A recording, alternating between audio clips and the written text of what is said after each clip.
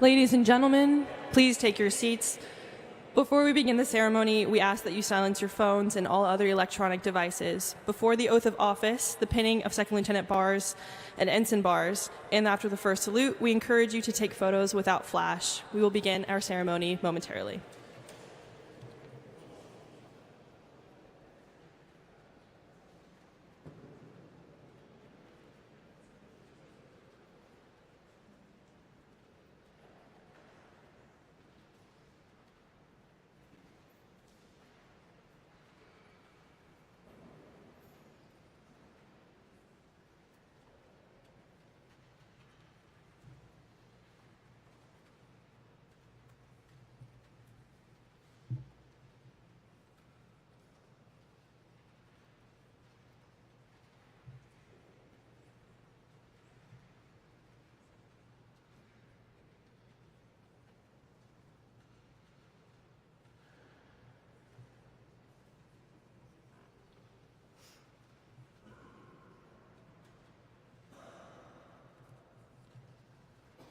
Good morning, ladies and gentlemen. I'm Cadet Aaron Dickerson, and I will be the narrator for today's commissioning ceremony. On behalf of Air Force Reserve Officer Training Corps Detachment 585 in Duke University Naval ROTC, welcome to our Spring 2025 commissioning ceremony. As a reminder, our civilian guests should place their hands over their hearts while playing the national anthem. This ceremony is the capstone of the ROTC program for each of our commissionees. Today, Cadets Kai Blanchard, Ian Choi, Blaze Gambla, Tom Gigrich, Gavin Murdoch, Andrew Murray, and Lance Wall will be commissioned into the United States Air Force as second lieutenants. Cadets Choi and Wall will later be appointed to the rank of second lieutenant in the Space Force upon entering active duty. Midshipman Gunnar Appleton and Christopher Cosby will be appointed to the rank of ensign in the United States Navy. Midshipman Spencer Zamani will be appointed to the rank of second lieutenant in the United States Marine Corps. Ladies and gentlemen, please rise and join me in welcoming the official party and our 2025 commissionees. Please remain standing for the playing of the national anthem, followed by a moment of remembrance for all those who gave their lives serving our country in the profession of arms, and for the delivering of our invocation by Colonel Timothy Miracle. Ladies and gentlemen, please join me in welcoming today's commissionees.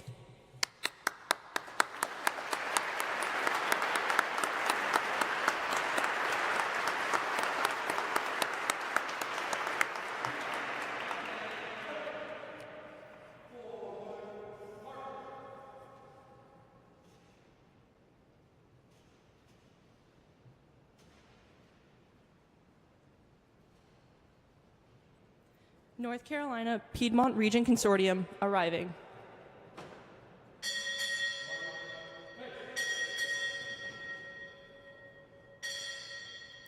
Air Force Reserve Officer Training Corps Detachment 585 arriving.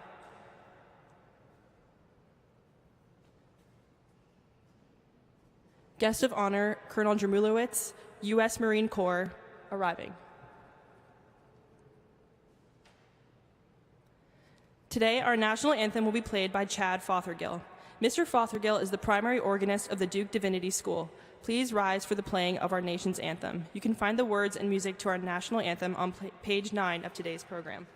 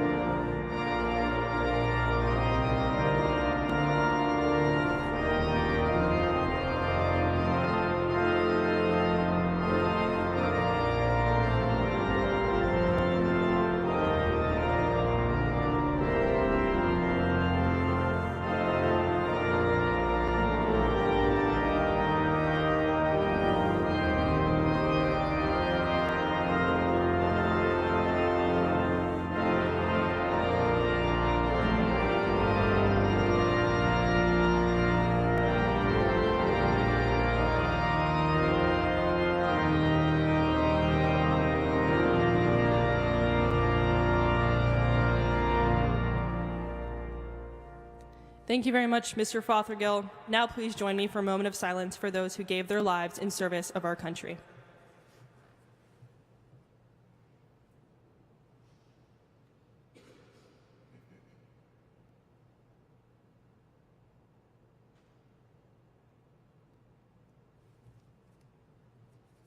Thank you.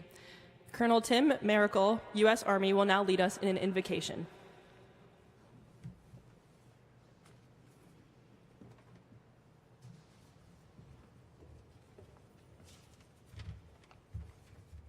Please help me pray in your tradition as I pray in mine. God, we gather in this sacred space of this historic Duke Chapel, a place where generations have sought your wisdom and guidance. Today, we humbly request a special blessing as we mark a significant milestone in the lives of these dedicated men and women, the candidates for commissioning through the Navy and the Air Force Reserve Officer Training Corps. We thank you for the vision and the commitment of the military instructors and supporters who established and have sustained these young leaders through this program, fostering leadership, service, and a deep sense of duty. We acknowledge your hand in shaping the hearts and the minds of these future service members, instilling in them a desire to serve our nation and uphold the values of justice, freedom, and peace. We pause right now to pray over these candidates, whether they be under the water, in the skies above, or in the most important ground service. Bless them for their diligence, perseverance, and willingness to embrace leadership responsibilities in defending our nation. Grant them wisdom beyond their years, courage in the face of uncertainty, and unwavering integrity in all they do. May they always lead with compassion, seek justice with humility, and serve with selfless dedication. As they embark in this new chapter of service, equip them with your strength and guidance. Surround them with supportive communities and grant them unending spiritual resilience to navigate the challenges that lie ahead. May they be instruments of your peace in a complex and challenging world. We ask for a blessing on their families and friends who have offered support throughout their journey. Some are present today and some are unable to attend, but all have left their mark. May each lesson they taught, the tough times they supported, and the joy they cheered allow them to share in the pride of this moment and continue in the source of strength and encouragement. Finally, we pray for our nation, our leaders, law and policy makers, and particularly those who serve in its defense. Grant our leaders the wisdom to make the right choices for a good and amazing nation. Grant our service members courage to do the hard right over the easy wrong. And may each citizen continue to appreciate the sacrifices made by those who have gone before us and those who are willing to take up the mantle of responsibility to secure our freedoms in the future. May all that is said and done here give honor to your name and to your purposes. For God and country, amen. Thank you, Colonel Miracle. Ladies and gentlemen, please be seated.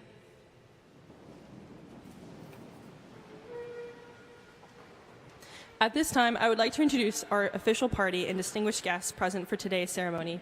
Please hold your applause until all introductions have been made. The Commanding Officer of the North Carolina Piedmont Region Consortium, Captain Brian Tanica.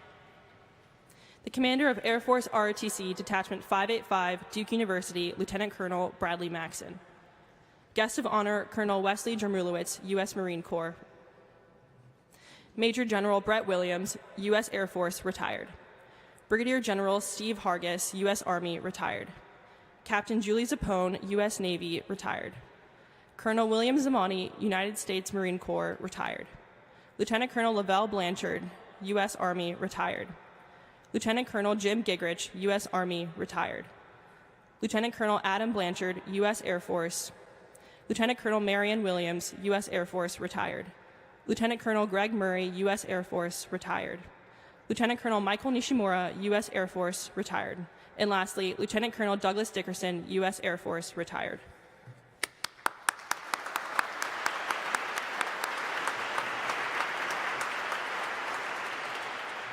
We would also like to extend a warm welcome to all cadets, cadre, and midshipmen, along with the many family members and friends who have traveled from near and far, and for those watching remotely to celebrate today's special occasion.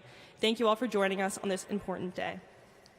The commissioning ceremony incorporates several time-honored military traditions, each marking a significant milestone in the transition from cadet or midshipman to commissioned officer. Each commissionee will proceed through the following formal elements. First, the oath of office will be administered by a military officer of personal significance. This solemn oath affirms their commitment to the Constitution of the United States of America. Following the oath, loved ones will update the new officer's uniform with the rank they have just earned.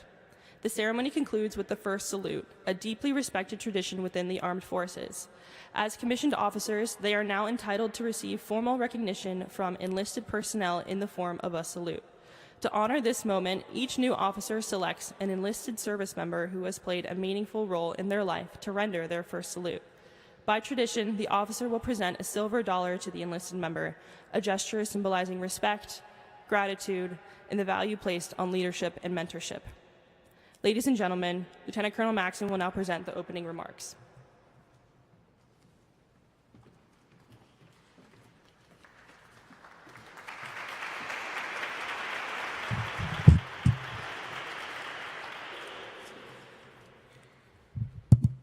All right, good morning. Distinguished guests, proud families and friends, esteemed faculty and cadre, and of course, commissionees. Thank you all for joining us today. I'm Lieutenant Colonel Brad Maxson, Commander of the Air Force ROTC Detachment here at Duke University, and it is a distinct honor to welcome you to Duke, to this incredible venue for this year's Air Force and Navy commissioning ceremony. Welcome. Today marks a pivotal transformation for these future officers. After years of rigorous academics, leadership development, and military training, 10 exceptional cadets and midshipmen will take the oath of office and commission into the armed forces with service across 4 different branches with the Marine Corps, the Navy, the Air Force, and the Space Force. It is, without question, an exciting time for them. It is the close of one significant chapter in their lives and the beginning of the next, and they are absolutely ready for this. Today's ceremony is centered around the oath of office, which carries with it a profound weight. The oath that each of our commissionees will take is far more than a tradition or ceremonial formality. It is a sacred promise, a pledge of unwavering commitment and service to something greater than themselves, to the Constitution, to the nation, and to those that they will one day lead.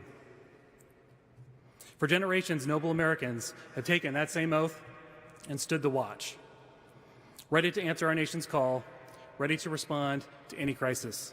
Now, it's their turn. They will join the unbroken chain of service members that have defended freedom, both here at home as well as abroad. And like those that came before them, they will be ready for the challenges of their time, whatever they may be. To the families, friends, mentors, and cadre that stood alongside these young men, thank you. Your constant support, encouragement, and guidance has helped mold them into the leaders that they are today. To our commissionees, remember, you do not get to this point completely on your own. Find time to show appreciation to all those that helped you along the way. Their belief in you has helped to make this day possible. Now, when you come forward in just a little while, and as you raise your right hand and speak the steadfast and historic words of the oath, let those words ground you. Let them guide your leadership, your service, and your character. Because from that moment on, those words will not just mark a milestone for you.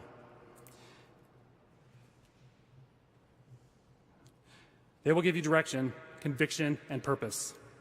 They will serve as a constant reminder of the trust placed into you by your nation and of the immense significance of the responsibilities that you will carry.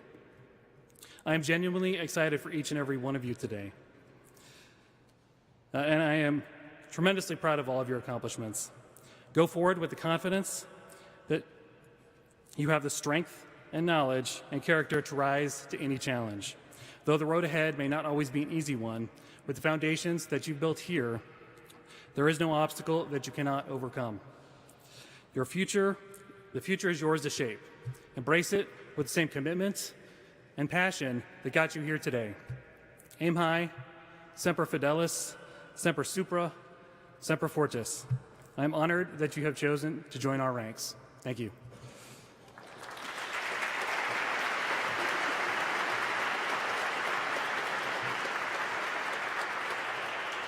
Thank you, Lieutenant Colonel Maxon. Ladies and gentlemen, our guest of honor today is Colonel Wesley Jermulowitz, U.S. Marine Corps, retired. Colonel Alder Jermulowitz, a naval aviator and Top Gun graduate, flew F-4s and FA-18s, initially deploying aboard the USS Coral Sea for Desert One with the Gray Ghosts. After multiple deployments in various leadership roles, he was selected for command of an F-18 squadron. After a successful command tour, he reported to the NATO Defense College in Rome, Italy. Then, he was assigned to Naples, Italy as the Assistant Chief of Staff for Strike Forces NATO. He subsequently deployed to Kosovo, Macedonia, and Sarajevo and participated in multiple combat operations to include the Joint Guard, Allied Force, Noble Anvil, and Eagle Eye. After the NATO tour, he was selected and assumed command of Marine Air Group 31 in Beaufort, South Carolina. Completing 26 years of service, he retired in Beaufort, South Carolina with his wife, Mary Ann. Ladies and gentlemen, please join me in welcoming Colonel Jermulowitz.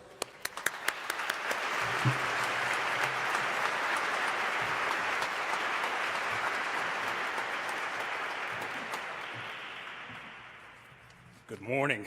First of all, a little disclosure here. This is going to be aviation focused, and I know that there's many of you are not particularly going to go into that branch of service.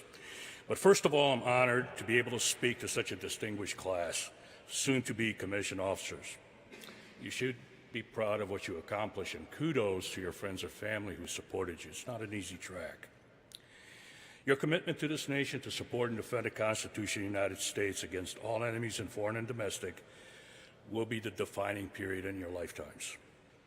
And whether you serve your initial obligation or stay till you retire, the time that you do in your service will serve you well in all your future endeavors.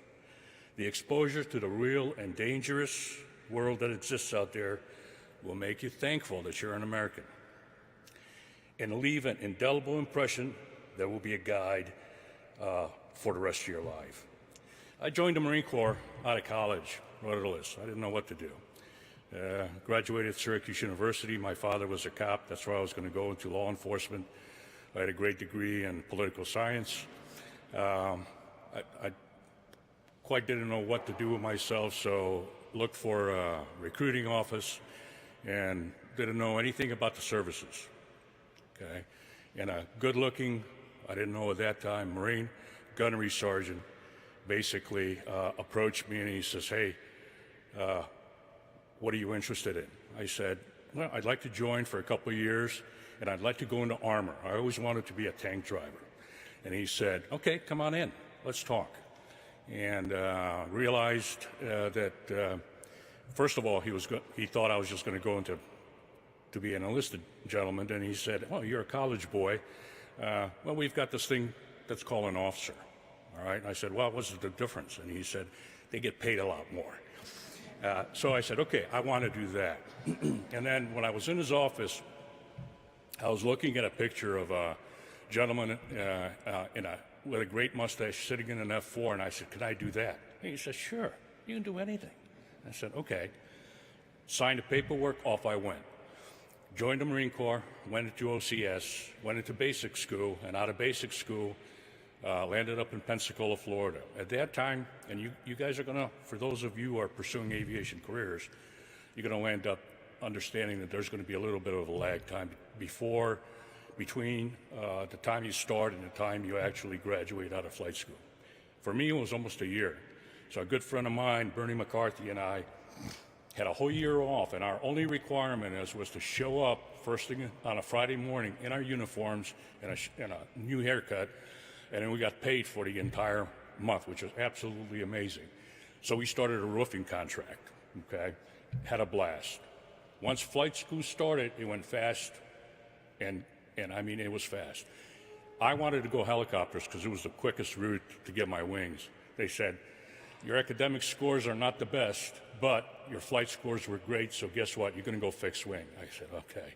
Another time. Now, remember, I never planned to do more than 4 years or 5 years in the Marine Corps. Went to the RAG in Yuma, Arizona, joined my first squadron at that time in El Toro, deployed that same year on a Coral Sea, went into my first combat operation within a year. Things then started to go quickly. Multiple overseas assignments after that. then some great schools, weapons and tactics, and each time I bit, they said, okay, you're going to need to do a couple more years, 2 more years here, 2 more years here. You're going to go to Top Gun, okay, 2 more years, transition into the F-18, 4 more years. Next thing, I'm standing there in front of my first squadron.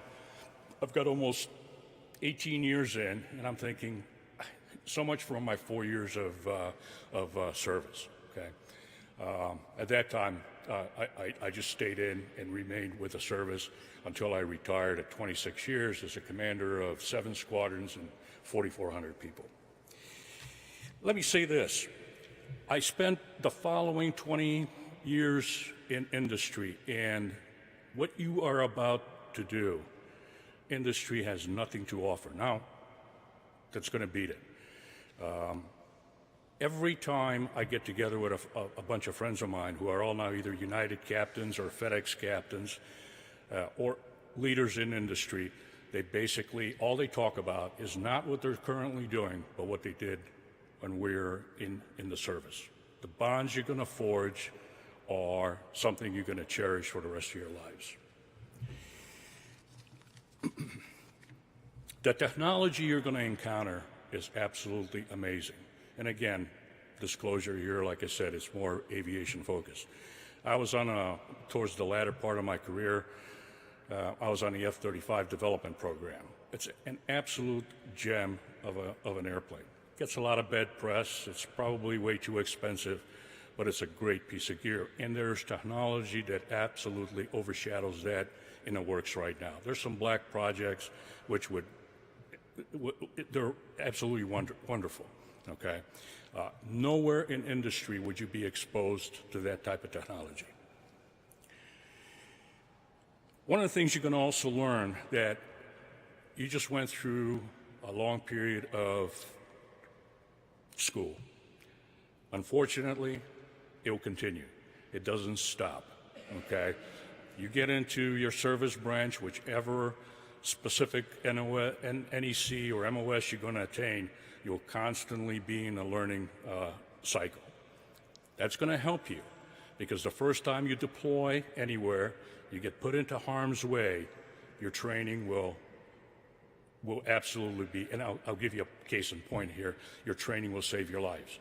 So Desert Storm, and by the way, combat is one of the safest places you're ever going to be because everybody's on their A game. We just finished Desert Storm and didn't have any casualties. Within a week, we lost 2 airplanes. Why? Everybody took their pack off. A couple of guys decided to go do a little DACM, roll around with their airplanes, ran into each other. Now, both ejected, but we lost 2 airframes. Can't believe that we survived the entire combat period without losing an airplane, and we lost 2 right after it. Couple of final points, and I'm kind of cut one of the points short because I realize we're in a chapel. You're going to have setbacks and failures, okay? You'll learn by making mistakes. Unfortunately, towards the latter part of my career, I started to see what I would call this move to a zero defect mentality, which is deadly in our line of business. If you can't make a decision, you shouldn't be there. And unfortunately, we have, over a period of time, promoted officers who can't make decisions. Case in point, failure. And by the way, you need to be able to also admit that you have failed. Don't ever lie. To me, a trade-off of a $60 or $70 million airplane is nothing when I compare that to your ability to tell me the truth. Had a young man that I sent to a weapons and tactics instructor course in Yuma, Arizona. He was a fairly high-time pilot. He was going to be one of my star aces to be a future training instructor.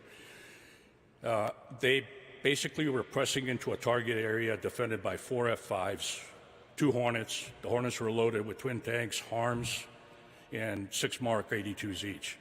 Low on gas. His wingman, by the way, this was the final piece of the exercise. Once you hit the target successfully and be able to egress out of the target, you're then designated what we call a WTI.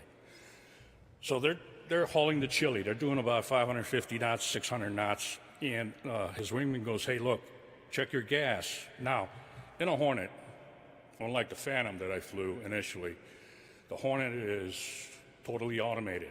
It's got a female synthesized voice computer in it. It's got DDIs that basically flash at you. I mean, you cannot go wrong with that airplane because it's trying to survive.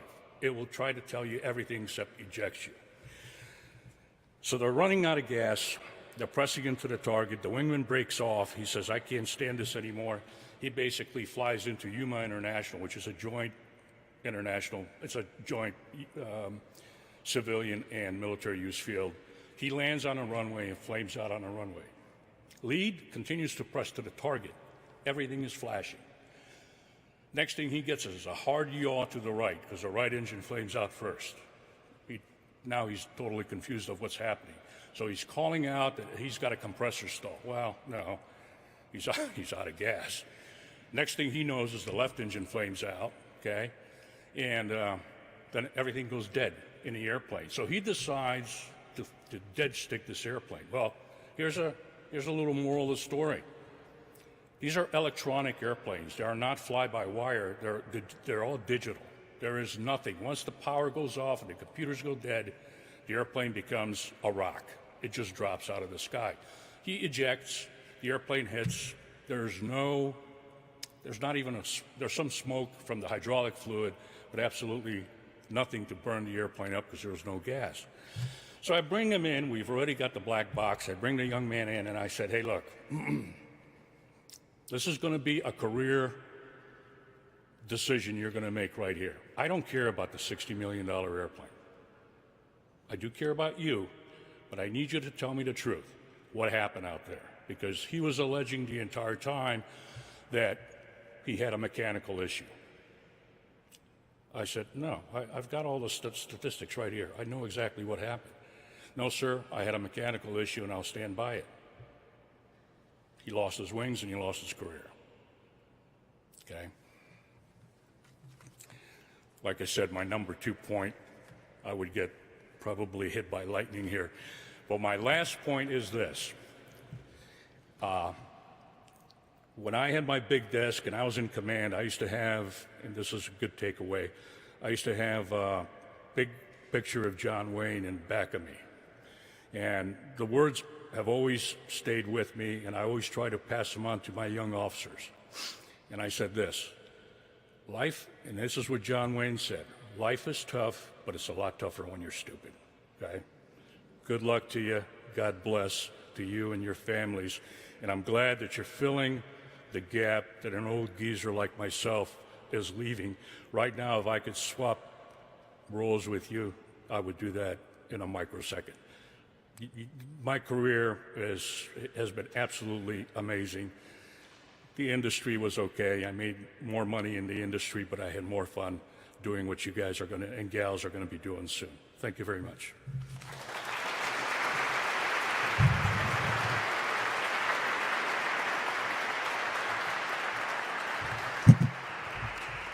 Thank you, Colonel Dromulowicz. Lieutenant Colonel Maxson and Captain Tanica will now present a gift to the guest of honor on behalf of both Air Force and Navy ROTC as a token of our appreciation.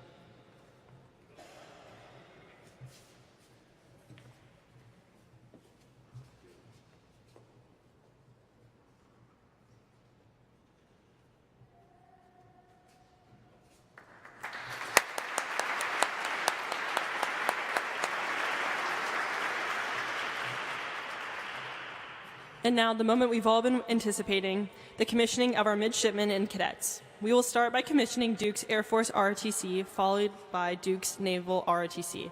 At this time, each cadet will come forward to take their oath of office and pin on the insignia that announces their entry into the United States Air Force.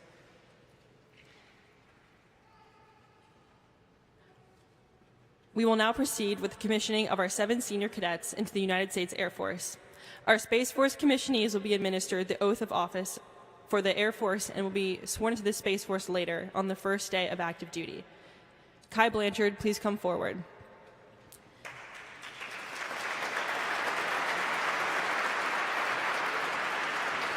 Cadet Blanchard is being sworn into the United States Air Force by his father, Lieutenant Colonel Adam Blanchard. Once Cadet Blanchard enters active duty, he will attend undergraduate cyber warfare training at Keesler Air Force Base, Mississippi. Raise your right hand and repeat after me. I state your full name. I, Guy Alexander Blanchard, Having been appointed as Second Lieutenant in the United States Air Force, having been appointed as Second Lieutenant in the United States Air Force, do solemnly swear do solemnly swear to support and defend the Constitution of the United States to support and defend the Constitution of the United States against all enemies, foreign and domestic, against all enemies, foreign and domestic, that I will bear true faith and allegiance to the same, that I will bear true faith and allegiance to the same, that I take this obligation freely, that I take this obligation freely, without any mental reservation or purpose of evasion, without any mental reservation or purpose of evasion, that I will well and faithfully that I will well and faithfully discharge the duties of the office discharge the duties of the office upon which I'm about to enter. upon which I am about to enter. So help me God. So help me God.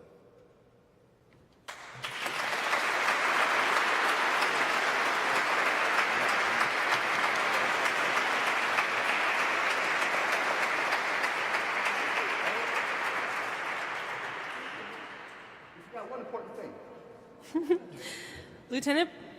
Lieutenant Blanchard's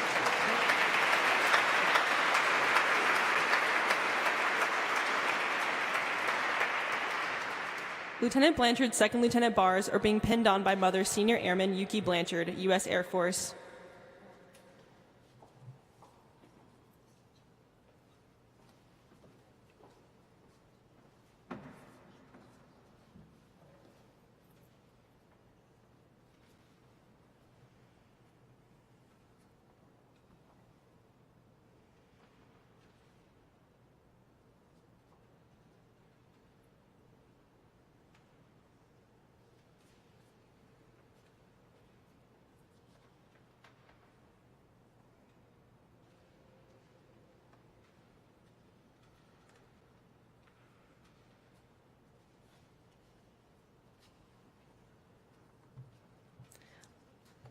Lieutenant Blanchard's first salute will be given by Yuki Blanchard.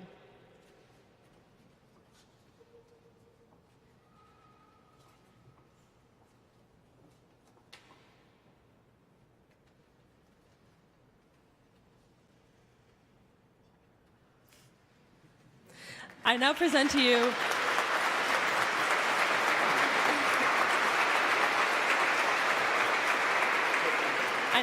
to you Second Lieutenant Kai Blanchard.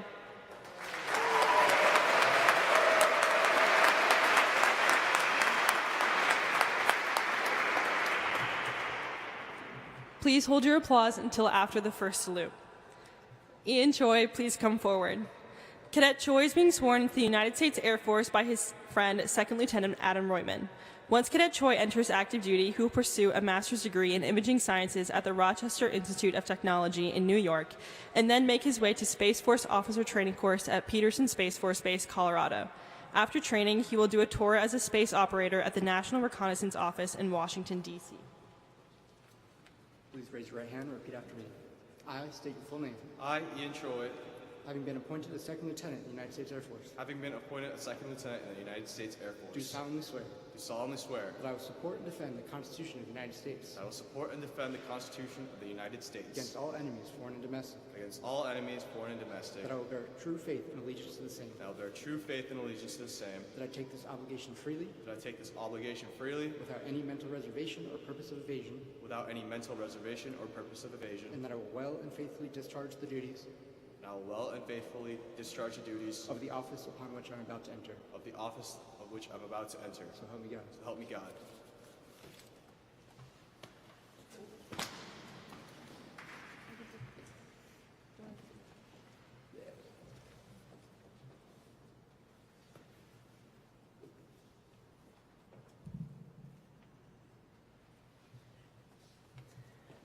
Lieutenant Choi's second lieutenant bars are being pinned on by Sukyeon Lee, Lindsay Choi, and Kyung Soon Choi.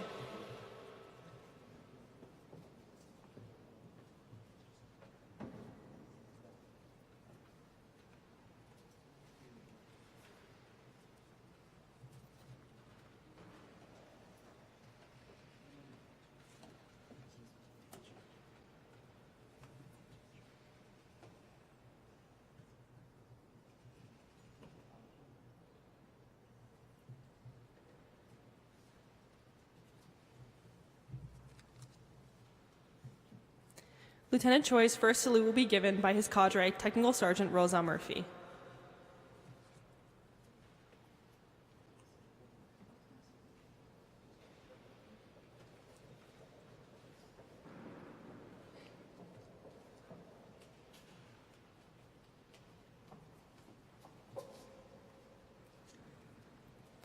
I now present to you Second Lieutenant Ian Choi.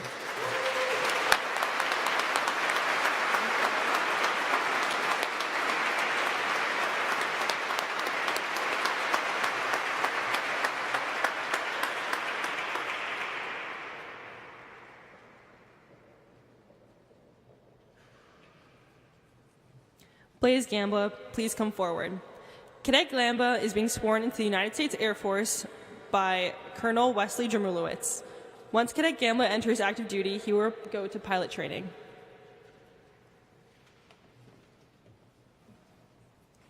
Getting old, I have to read it anymore. Raise your right hand. I state your name.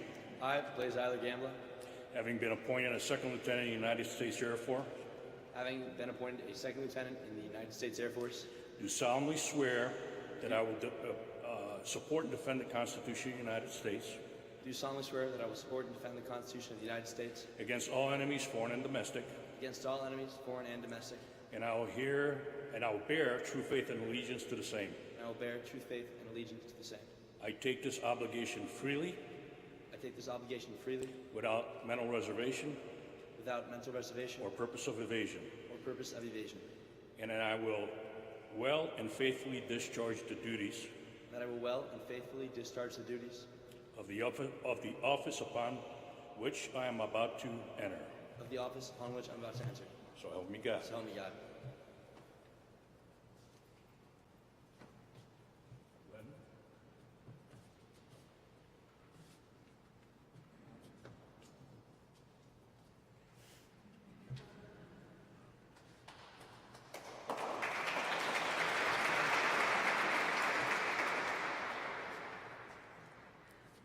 Lieutenant Gamba's second lieutenant bars are being pinned on by Father Len Gambla, Grandmother Maggie Heron, Grandfather Paul Neese, and Grandmother Stephanie Neese.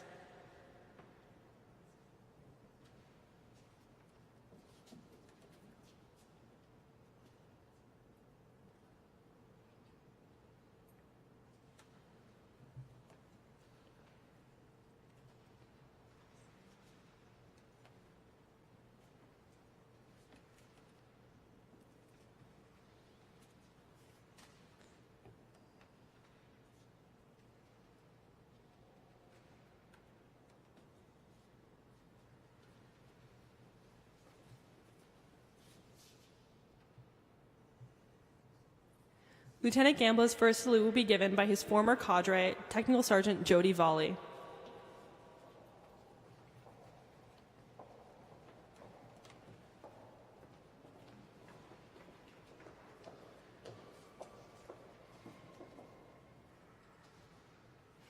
I now present to you Second Lieutenant Blaze Gambla.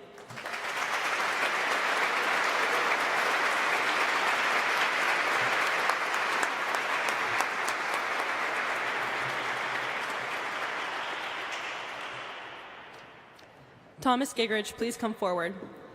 Cadet Gigrich is being sworn into the United States Air Force by his older brother, Second Lieutenant David Gigrich. Once Cadet Gigrich enters active duty, he will be going to Tinker Air Force Base in Oklahoma City to work in the Life Cycle Management Center as a developmental engineer, managing Air Force weapon systems across their entire life cycle, from development and acquisition to sustainment and disposal.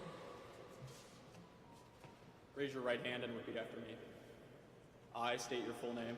I, Thomas Andrew Gigrich, Having been appointed a second lieutenant in the United States Air Force, having been appointed a second lieutenant in the United States Air Force, do solemnly swear that I will support and defend the Constitution of the United States do solemnly swear that I will support and defend the Constitution of the United States against all enemies, foreign and domestic, against all enemies, foreign and domestic, that I will bear true faith and allegiance to the same, that I will bear true faith and allegiance to the same, that I take this obligation freely without any mental reservation or purpose of evasion, that I take this obligation freely without any mental reservation or purpose of evasion, and that I will well and faithfully discharge and that I will well and faithfully discharge the duties of the office upon which I'm about to enter. the duties of the office upon which I'm about to enter. So help me God. So help me God.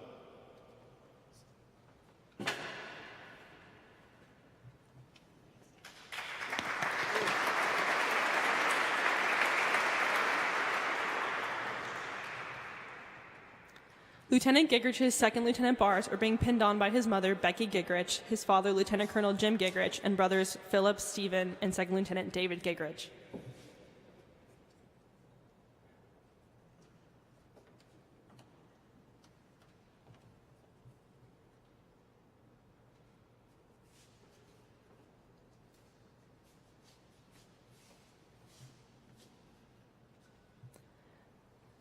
Lieutenant Gigrich's first salute will be given by his cadre, Technical Sergeant Austin Roselle Murphy.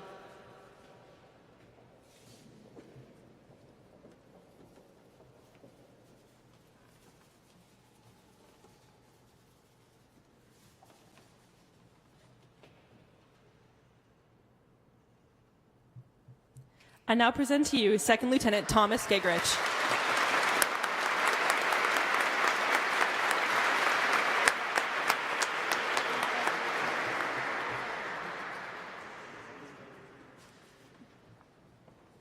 Gavin Murdoch, please come forward. Cadet Murdoch is being sworn into the United States Air Force by Captain Ryan Allen. Once Cadet Murdoch enters active duty, he will attend Air Force Intelligence Tech School located in Goodfellow Air Force Base, Texas.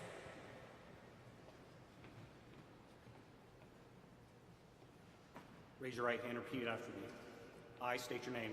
I, Gavin Angus Murdoch, Having been appointed a second lieutenant, United States Air Force, having been appointed a second lieutenant in the United States Air Force, do solemnly swear do solemnly swear that I will support and defend the Constitution of the United States that I will support and defend the Constitution of the United States against all enemies, foreign and domestic, against all enemies, foreign and domestic, that I will bear true faith and allegiance to the same, that I will bear true faith and allegiance to the same, that I take this obligation freely without any mental reservation or purpose of evasion, that I take this obligation freely without any mental reservation or purpose of evasion, and that I will well and faithfully discharge the office upon which I'm about to enter. and that I will well and faithfully discharge the office upon which I am about to enter. So help me God. So help me God. Outstanding. Lieutenant Murdoch's second lieutenant bars are being pinned on by Mother Han Soon and Father Ian Murdoch.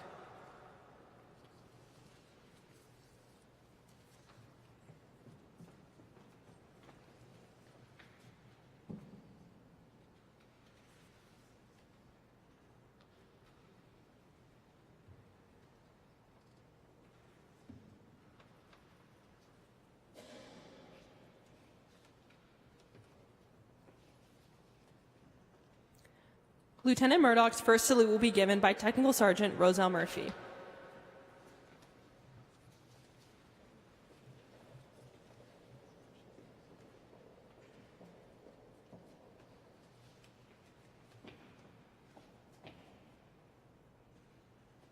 I now present to you Second Lieutenant Gavin Murdoch.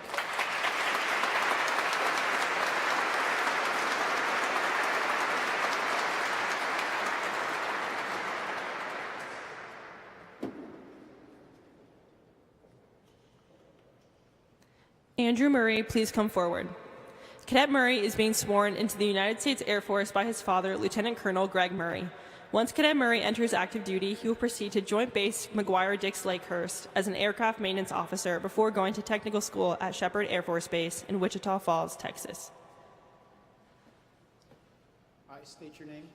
I, Andrew Christian Murray, Having been appointed a second lieutenant in the United States Air Force, having been appointed a second lieutenant in the United States Air Force, do solemnly swear do solemnly swear that I will support and defend the Constitution of the United States that I will support and defend the Constitution of the United States against all enemies, foreign and domestic, against all enemies, foreign and domestic, that I will bear true faith and allegiance to the same, that I will bear true faith and allegiance to the same, that I take this obligation freely that I take this obligation freely without any mental reservation or purpose of evasion, without any mental reservation or purpose of evasion, and that I will well and faithfully discharge and that I will well and faithfully discharge the duties of the office upon which I am about to enter. the duties of the office upon which I'm about to enter. So help me God. So help me God.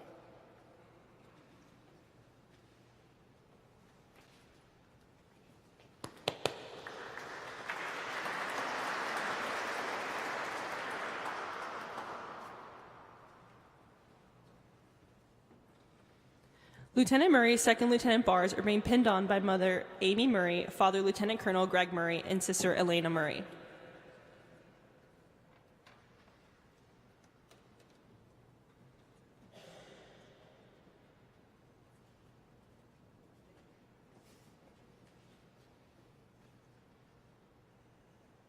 Lieutenant Murray's first salute will be given by Cadre Technical Sergeant Roselle Murphy.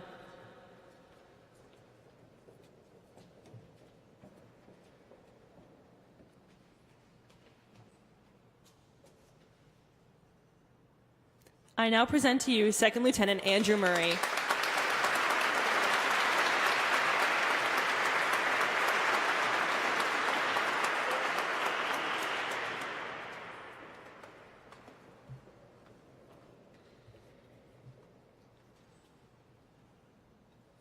Lance Wall, please come forward. Cadet Wall is being sworn into the United States Air Force by his sister, Captain Cheyenne Wall, U.S. Air Force, retired. Once Cadet Wall enters active duty, he will pursue his master's in electrical engineering at Air Force Institute of Technology and then attend Space Officer Training course at Peterson Space Force Base, Colorado. After this, he will do a tour as an engineering officer at the National Reconnaissance Office in Washington, D.C. Raise your right hand and repeat after me. I, Lance Christian Vaitea Wall, I, Lance Christian Vaitea Wall, having been appointed a second lieutenant in the United States Air Force, having been appointed a second lieutenant in the United States Air Force, do solemnly swear that I will support and defend the Constitution of the United States I will support and defend the Constitution of the United States against all enemies, foreign and domestic, against all enemies, foreign and domestic, that I will bear true faith and allegiance to the same, that I will bear true faith and allegiance to the same, that I take this obligation freely without any mental reservation or purpose of evasion, that I take this obligation freely without any mental reservation or purpose of evasion, and that I will well and faithfully discharge the duties of the office and that I will well and faithfully discharge the duties of the office upon which I'm about to enter. upon which I'm about to enter. So help me God. So help me God.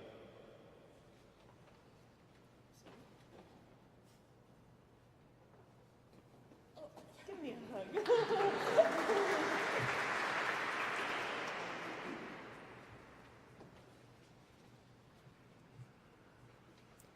Lieutenant Wall's second lieutenant bars are being pinned on by his mother, Wenda, and his father, Daniel Wall.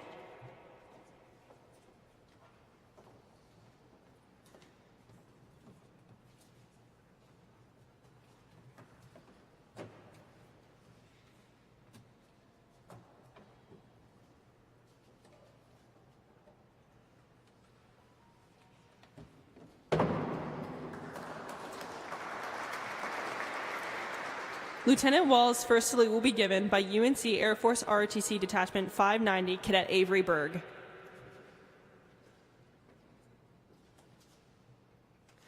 I now present to you Second Lieutenant Lance Wall.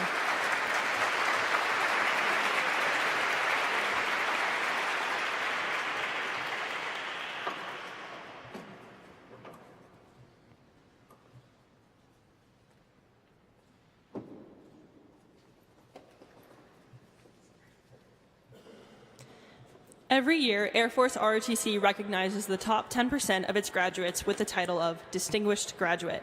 This officer's potential, professionalism, and overall performance in academics in the Air Force ROTC program places the DG winners in the top 10% of all cadets nationally from the class of 2025. Earning the title of DG follows officers for their entire career and designates to supervisors, peers, and to assignment and promotion boards that this individual is absolutely the best of the best. This year, we had the honor of being able to award the title to 2 of our commissioning officers. Lieutenant Colonel Maxson, please come forward to make the distinguished graduate announcement. All right, we are privileged to have 2 distinguished graduates this year, which just shows the caliber and pedigree of students that we have in our program. So, in no particular order, alphabetical, our first is Second Lieutenant Ian Choi.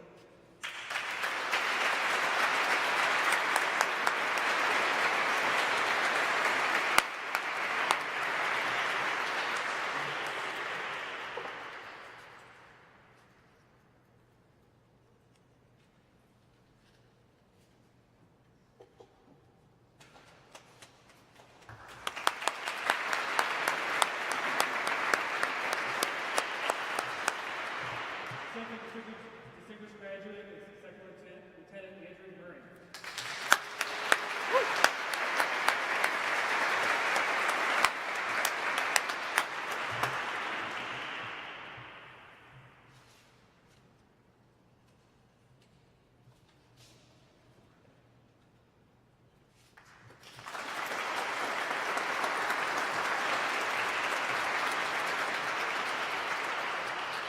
Thank you, Lieutenant Colonel Maxon, and congratulations to our distinguished guests. And now the commissioning of our midshipmen in Duke's Naval ROTC. At this time, each midshipman will come forward to take their oath of office and pin on the insignia that announces their entry into the United States Navy or Marine Corps. Midshipman Appleton and party, please come forward. Midshipman Appleton is being sworn into the United States Navy by his mother, Captain Julie Zappone. Upon commissioning, Midshipman Appleton will report to Navy Nuclear Power Training Command in Charleston, South Carolina, to become a submarine warfare officer.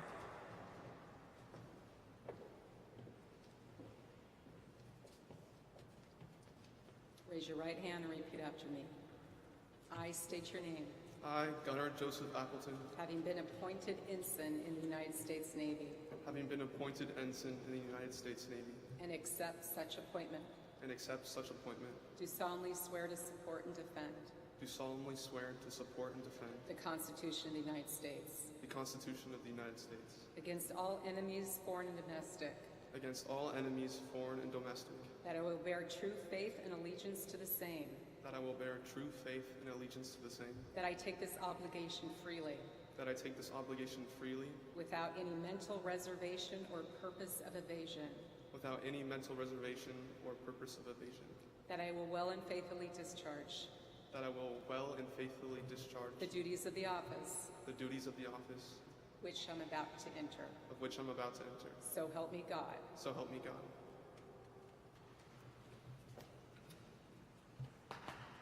Ensign Appleton's shoulder boards and cover device are being pinned by his father, Major Thomas Appleton, Marine Corps retired, and his sister, Second Lieutenant Jamie Appleton, Marine Corps.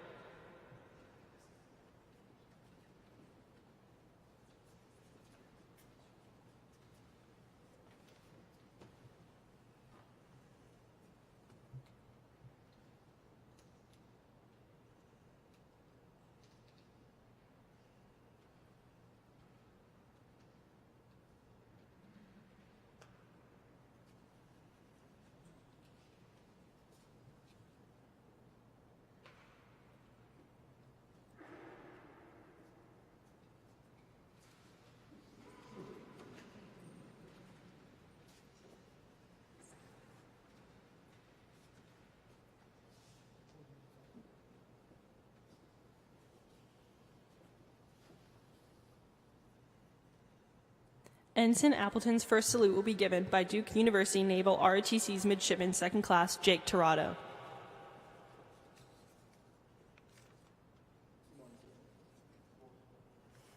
I now present to you Ensign Gunnar Appleton.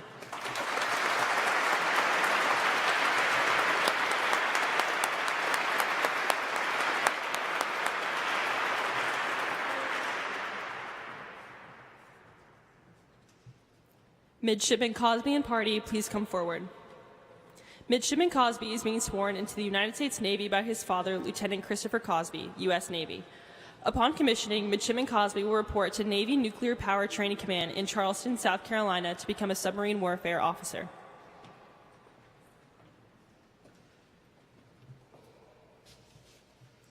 Raise your right hand and repeat after me. I state your name. I, Christopher John Cosby, Having been appointed ensign, United States Navy, having been appointed ensign, United States Navy, do accept such appointment, do accept such appointment, do solemnly swear do solemnly swear that I will support and defend the Constitution of the United States that I will support and defend the Constitution of the United States against all enemies, foreign and domestic, against all enemies, foreign and domestic, that I will bear true faith and allegiance to the same, that I will bear true faith and allegiance to the same, that I take this obligation freely, that I take this obligation freely, without any mental reservation without any mental reservation or purpose of evasion, or purpose of evasion, and that I will well and faithfully discharge the duties of the office and that I will well and faithfully discharge the duties of the office on which I am about to enter. on which I am about to enter. So help me God. So help me God. Congratulations, son.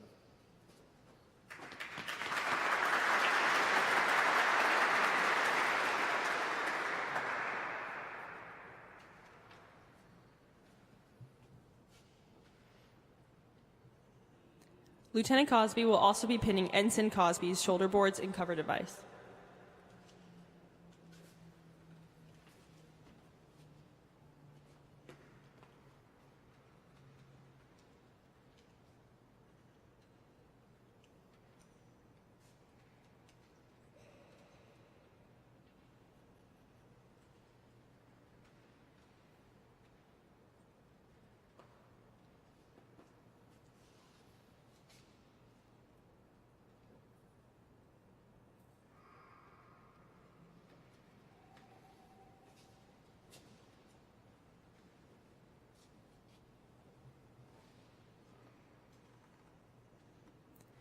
Ensign Cosby's first salute will be given by his grandfather, Sergeant John Paquette, U.S. Marine Corps.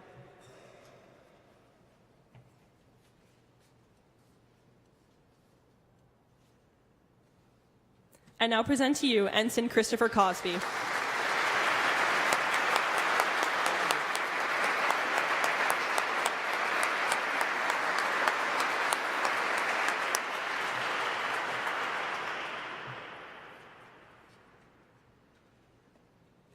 Midshipman Zamani and party, please come forward.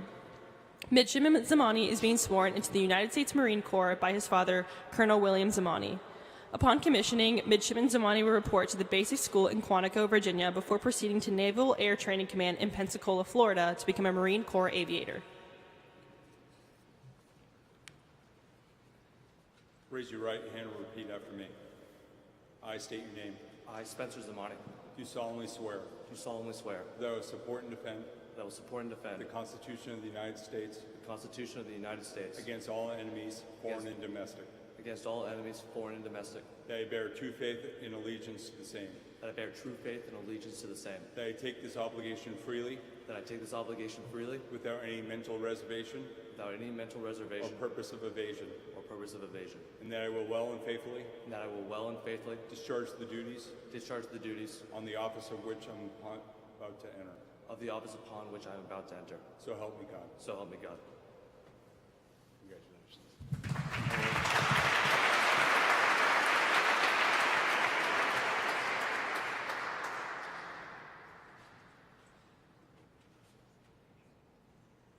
Colonel Zamani will also be pinning Lieutenant Zamani's shoulder boards.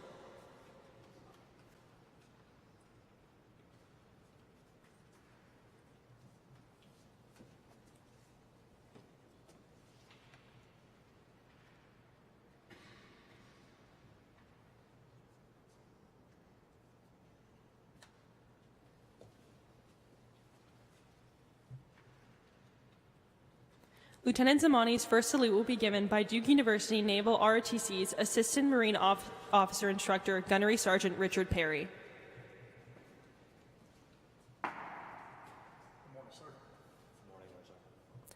I now present to you Second Lieutenant Spencer Zamani.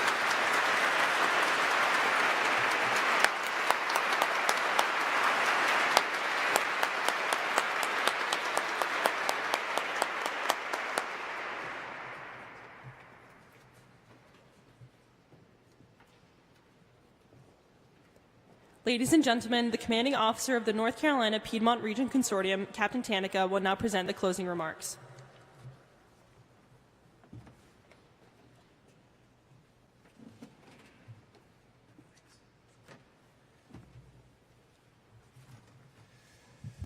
All right. Congratulations. What a great day. A great day here at Duke University. It's really my honor to stand in front of you today on this significant occasion, marking the end of one journey and the beginning of another, beginning the life of service with honor, courage, and commitment. Before I get started, I just want to say a few words of thank you to both the Air Force cadre staff and my staff, for all of those here who have seen one of these before or done this before.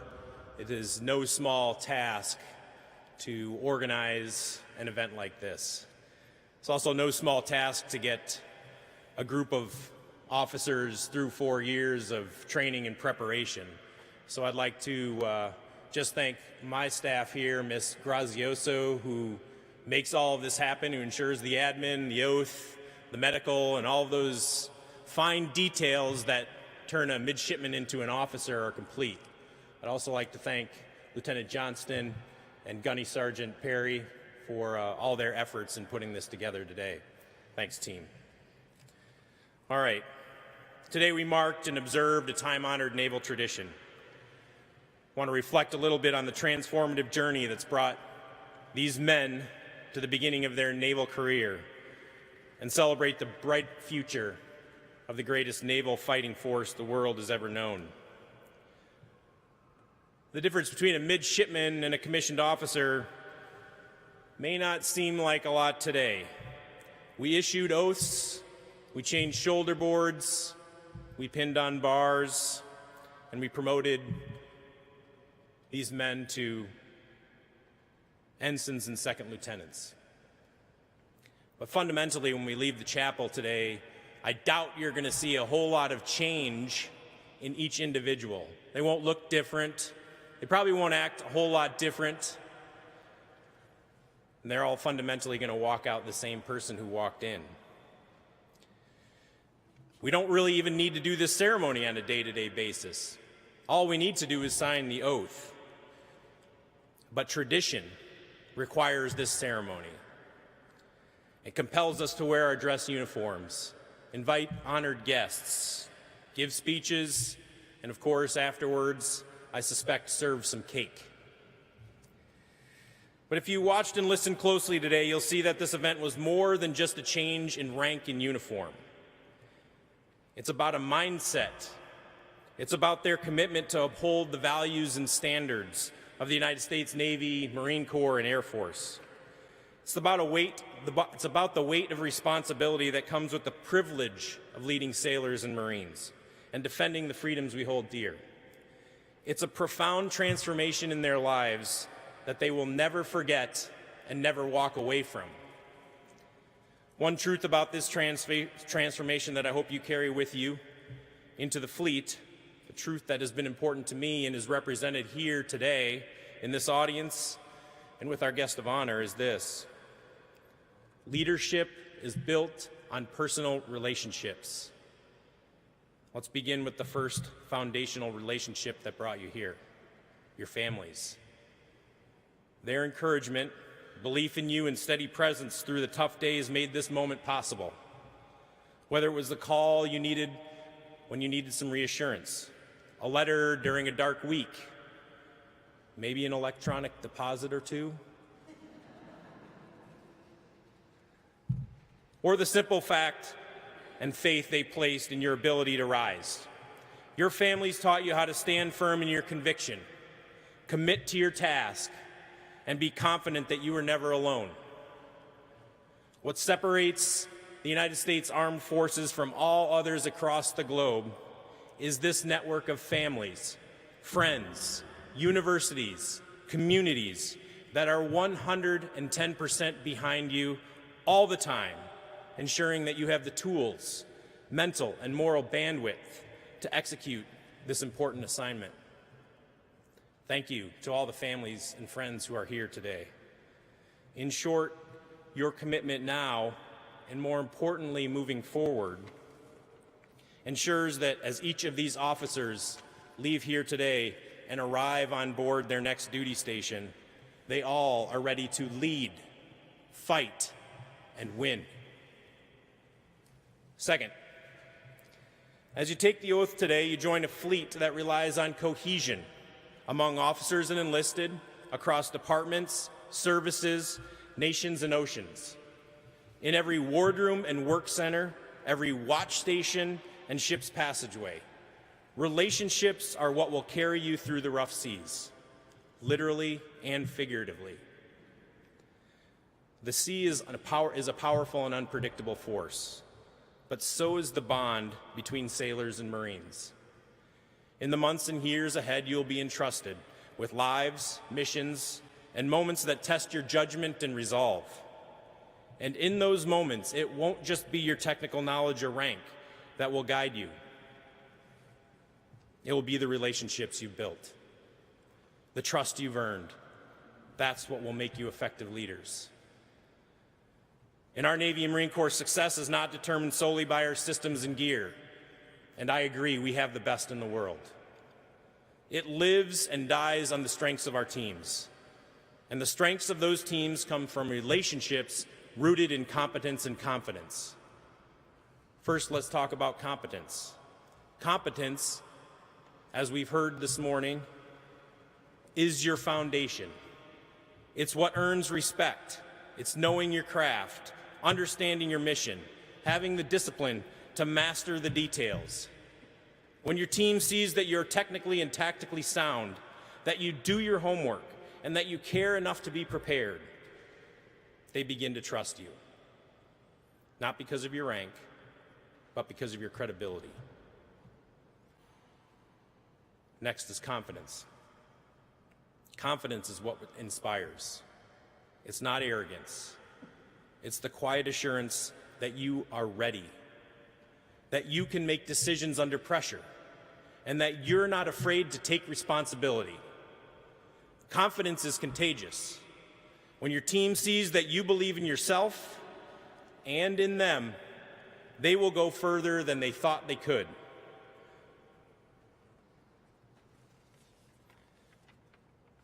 One of the most important things I learned is the value of professional relationships. I learned from my experience in leadership that relationships in the Navy, the ones that really endure, the ones that matter, are built first on competence and confidence. That's the foundation. Over time, as mutual respect grows, those relationships evolve too, into friendship, into mentorship, and into a kind of trust that transcends job titles. That lesson has stayed with me and continues to shape how I lead today. That same philosophy, that leadership begins with the example you set, is at the core of what will be expected of you as newly commissioned officers. You are not expected to know everything. And as we've discussed in the Naval ROTC program, not expected to be perfect. But you are expected to take responsibility, to act with character, and to put in the work to gain the competence your sailors deserve. You are expected to carry yourself with confidence, not to impress, but to reassure. Your people will look to you not just for orders, but for stability, fairness, and purpose. Your people will look to you for whether you're in the wardroom or the field, the engine room. You'll earn their respect by how you lead and how you treat them. In other words, honor, courage, and commitment. Today, you now stand as commissioned officers, committed to the oath and charged with a duty to lead, inspire, and serve every day, in and out of uniform. You are about to step into one of the most meaningful roles a person can hold, that of a leader entrusted with lives, morale, and the success of your sailors and Marines and the greatest naval fighting force the world has ever known. That trust must be earned daily. Lead with competence, speak and act with confidence, and always, always invest in your people. As we say in the Navy, fair winds and following seas. May your leadership reflect the values learned here at Duke University, and may you carry the Blue Devil pride and confidence in the service of our great Navy, Air Force, Marines, and nation. So everyone out there, go Duke! And thank you very much. And thank you to our guest speaker today for being with us and sharing his insights.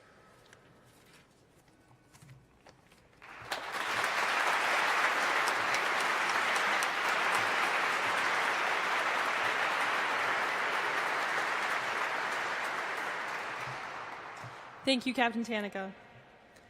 Commissionees, will you please come forward?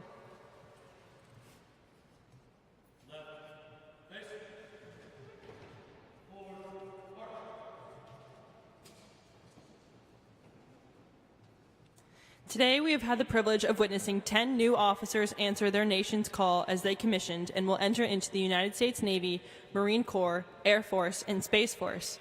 Over the past 4 years, they have not only committed themselves to a challenging academic degree, but also a demanding officer commissioning program.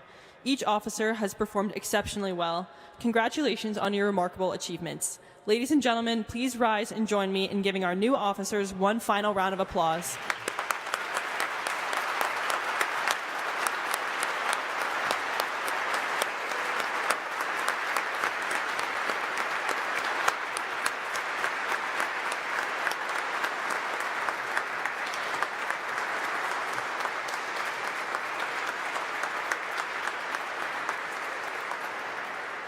Please remain standing for the Armed Forces Medley and the departure of the official party.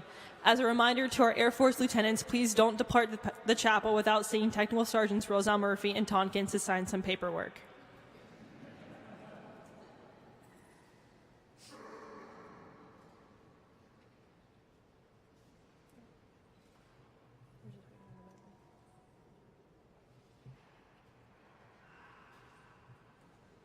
Please cue the Armed Forces Medley.